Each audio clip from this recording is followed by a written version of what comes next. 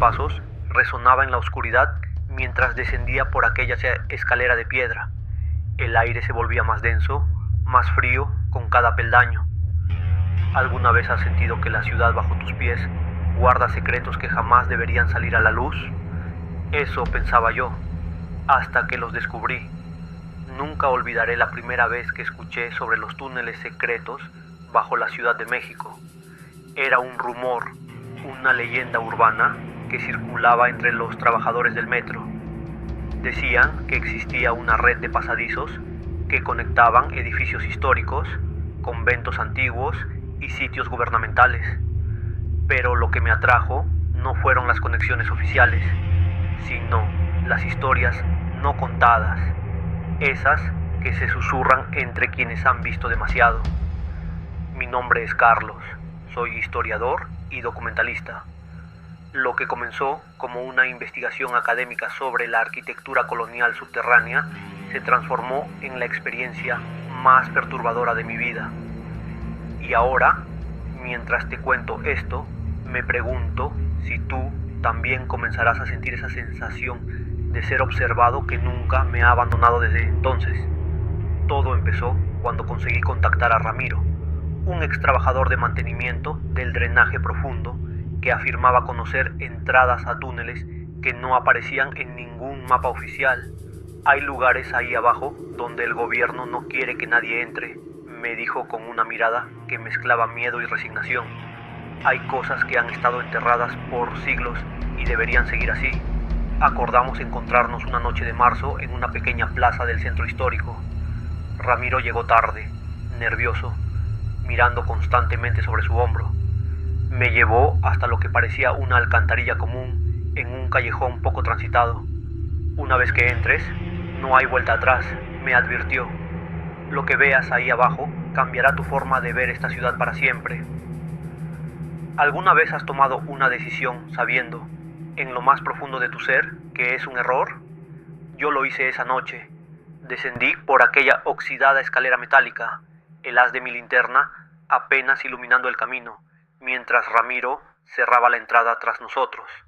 El primer tramo era lo esperado, túneles de drenaje modernos, construidos en los años 70, pero después de caminar unos 20 minutos, Ramiro se detuvo frente a lo que parecía un muro sólido.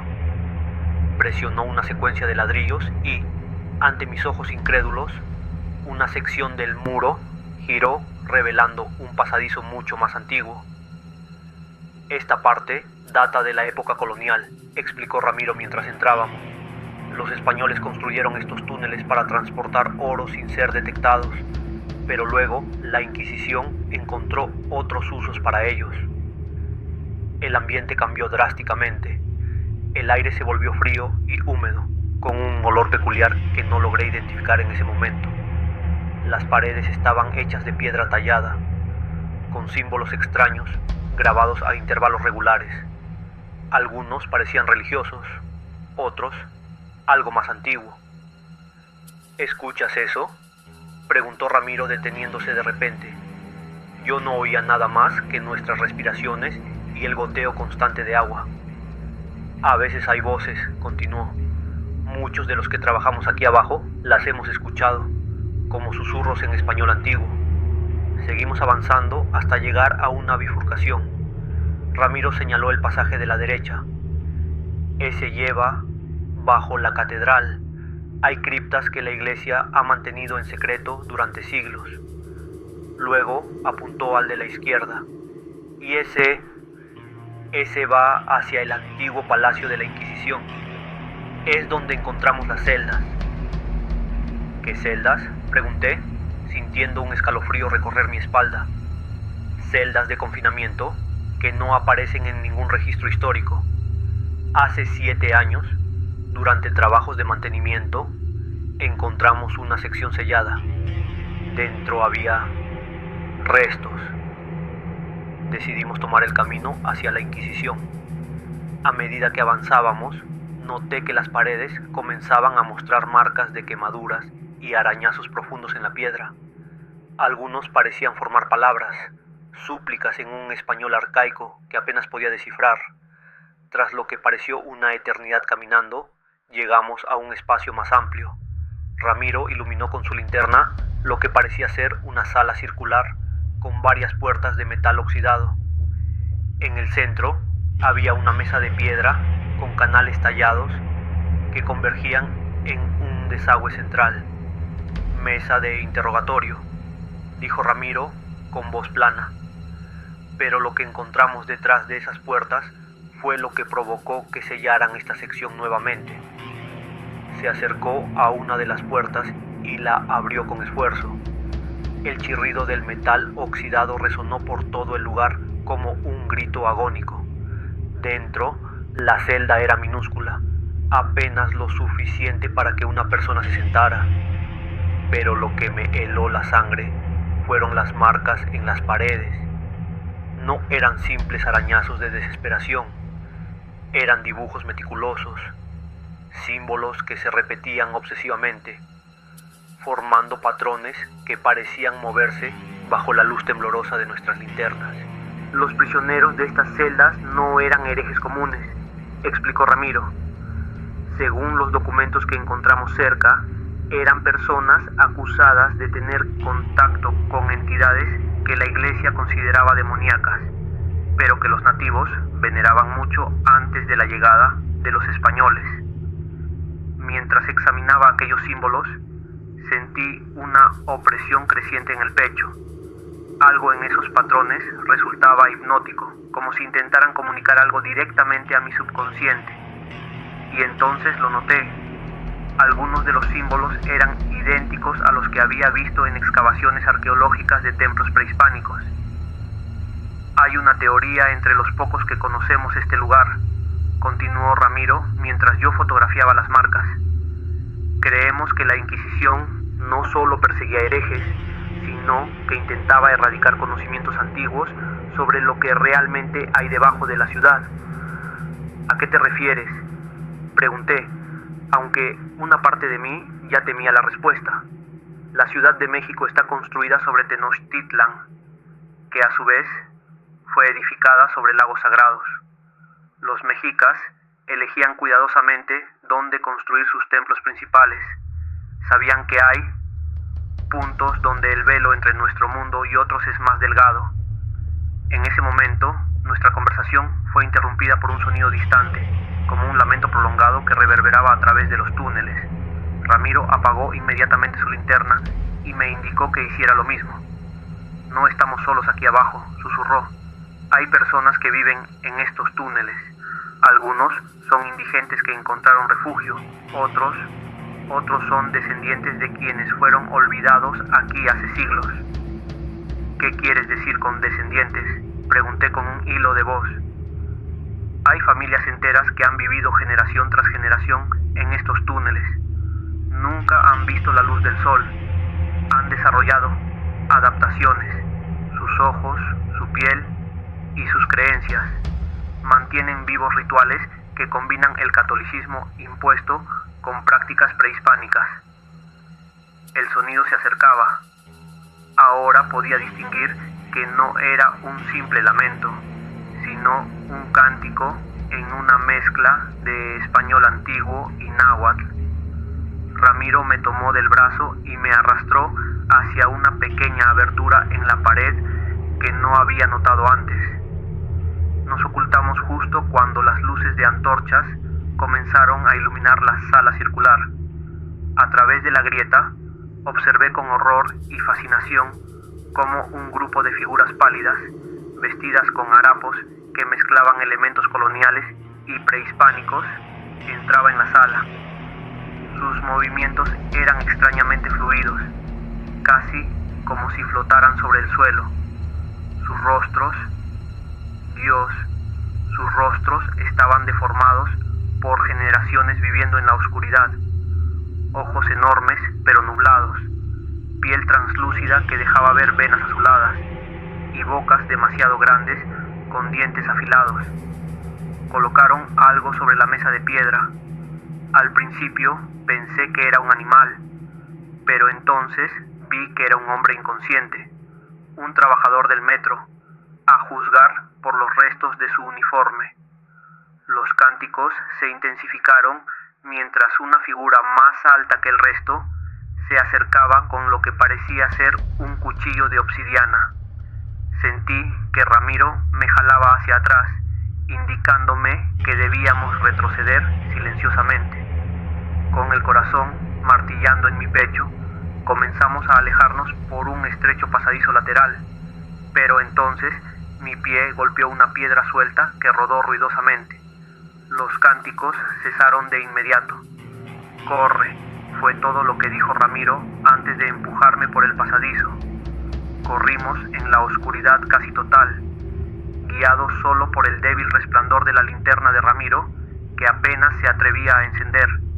Detrás de nosotros podía escuchar el eco de pies descalzos sobre la piedra y esos cánticos que ahora sonaban como gritos de caza. No sé cuánto tiempo corrimos por aquellos laberínticos túneles. En algún momento, Ramiro tomó un desvío y yo seguí derecho, perdiendo contacto con él. Me encontré solo, con la batería de mi linterna parpadeando, en un túnel que parecía no tener fin. Cuando la luz finalmente se extinguió, la oscuridad absoluta me envolvió, una oscuridad que nunca había experimentado, tan densa que parecía tener peso propio. Y en esa oscuridad comencé a oír susurros, voces que hablaban directamente a mi mente en lenguajes que no conocía, pero que, de alguna manera, podía entender. Me hablaban de la verdadera historia de la ciudad, de los sacrificios necesarios para mantener el equilibrio, de cómo cada edificio colonial se había construido, no para erradicar, sino para contener lo que los antiguos mexicas ya sabían que existía bajo el lago. Me hablaban de cómo la Ciudad de México no estaba simplemente construida sobre Tenochtitlán, sino sobre algo mucho más antiguo y vasto. No sé cuánto tiempo vagué en aquella oscuridad, horas, tal vez días. Mi mente comenzó a jugarme trucos. Veía símbolos brillantes en las paredes, similares a los de la celda, pero ahora animados, pulsantes.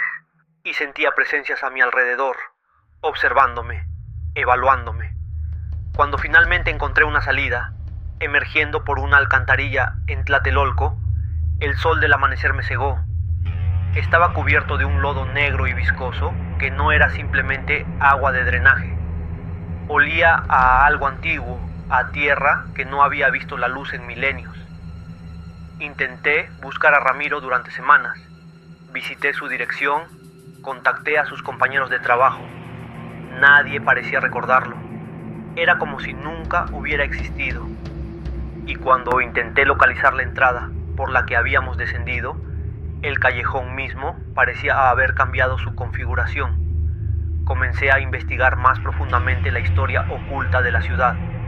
Descubrí registros de desapariciones periódicas de trabajadores del metro y del sistema de drenaje. Encontré informes clasificados sobre hallazgos arqueológicos que nunca se hicieron públicos. Y lo más perturbador, una serie de fotografías tomadas durante la construcción del metro en los años 60, mostrando túneles y cámaras que no coincidían con ninguna construcción colonial o prehispánica conocida.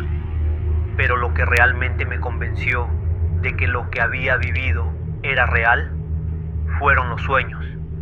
Desde aquella noche, sueño con los túneles, con la gente pálida y sus rituales. Y en estos sueños me muestran más de la ciudad subterránea, niveles aún más profundos donde las leyes de la física parecen distorsionarse y donde el tiempo fluye de manera diferente.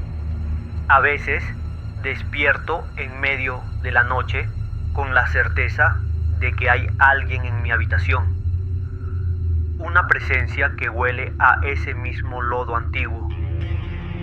Y en las paredes, por un instante, puedo ver esos símbolos brillando tenuemente antes de desvanecerse. He instalado cámaras en mi apartamento. La semana pasada, una de ellas captó algo. A las 3:33 de la madrugada, durante exactamente 12 segundos, se puede ver una figura pálida y delgada parada junto a mi cama, observándome. Su rostro es exactamente como los que vi en el túnel. Sé que me están vigilando. Sé que eventualmente vendrán por mí. Quizás porque vieron mi rostro aquella noche. O quizás porque en mi investigación posterior he descubierto demasiado. La Ciudad de México no es solo una metrópolis construida sobre otra ciudad. Es un tapón, un sello masivo diseñado para mantener algo contenido. Cada terremoto, cada hundimiento del suelo, no son simples fenómenos geológicos. Son intentos de lo que hay abajo por liberarse. Y lo más aterrador es que creo que ya no quiero huir. Una parte de mí anhela volver hacia vacío, a esos túneles, descender aún más profundo, porque en esa oscuridad absoluta, entre esos cánticos ancestrales, sentí una extraña familiaridad, como si una parte de mí siempre hubiera pertenecido allí. Si estás viendo este video y vives en la Ciudad de México, presta atención a las señales, a los símbolos que a veces aparecen brevemente en las paredes del metro después de un apagón, a esos sonidos que ocasionalmente se filtran a través de las alcantarillas en las noches más silenciosas. Son recordatorios de que la ciudad tiene muchas capas y que en las más profundas habitan secretos que han sobrevivido a imperios y conquistas. Y si alguna vez, caminando por el centro histórico en la madrugada, escuchas cánticos distantes que parecen venir debajo tus pies, no te detengas. No importa cuán hipnótica sea la melodía, no la sigas, a menos que, como yo, sientas esa inexplicable llamada, ese anhelo por conocer la verdad, sin importar cuán terrible sea, porque ahora sé que hay puertas que, una vez abiertas, nunca pueden volver a cerrarse completamente. ¿Tú también has sentido esa llamada? ¿Has experimentado algo extraño en los subterráneos de la ciudad? Cuéntame tu historia en los comentarios. Y si conoces a alguien llamado Ramiro que trabajó en el sistema de drenaje profundo, dile que lo estoy buscando. No olvides darle like a este video, suscribirte al canal y activar la campanita para más historias.